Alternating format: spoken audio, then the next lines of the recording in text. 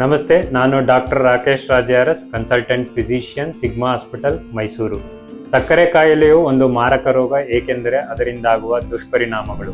ಮನುಷ್ಯನ ರಕ್ತದಲ್ಲಿ ಅಗತ್ಯಕ್ಕಿಂತ ಹೆಚ್ಚಿನ ಸಕ್ಕರೆ ಅಂಶ ಚಲಿಸಿದರೆ ಎಲ್ಲ ಅಂಗಗಳಿಗೆ ತೊಡಕನ್ನು ಉಂಟಾಗುತ್ತದೆ. ಅದರಲ್ಲಿ ನರಮಂಡಲ, ಹೃದಯ, ರಕ್ತನಾಳ, ಕಿಡ್ನಿ ಹಾಗೂ ಕಣ್ಣು ಈ ಅಂಗಗಳು ಬಹುತೇಕ ವೈಫಲ್ಯಗೊಳ್ಳುತ್ತದೆ. ಈ ರೀತಿಯಾಗಿ ಆದ ನಷ್ಟ ಹಿಂಪಡೆಯಲು ಕಷ್ಟ ಸಾಧ್ಯ. ಆದ್ದರಿಂದ ಸಕ್ಕರೆ ಕಾಯಿಲೆ ಇರುವವರು ಈ 3 ಜೀವನ ಶೈಲಿಯನ್ನು ಅಳವಡಿಸಿಕೊಂಡರೆ ಈ ಸಕ್ಕರೆ ಕಾಯಿಲೆಯನ್ನು ಗೆಲ್ಲಬಹುದು. ಮೊದಲನೆಯದಾಗಿ ಪಾಲಿಶ್ಡ್ ಅನ್ನವನ್ನು ತ್ಯಜಿಸಬೇಕು. ಹೆಚ್ಚಾಗಿ ರಾಗಿ, ಗೋಧಿ ಅಥವಾ ಸಿರಿಧಾನ್ಯಗಳ ಬಳಕೆ ಹೆಚ್ಚಿಸಬೇಕು.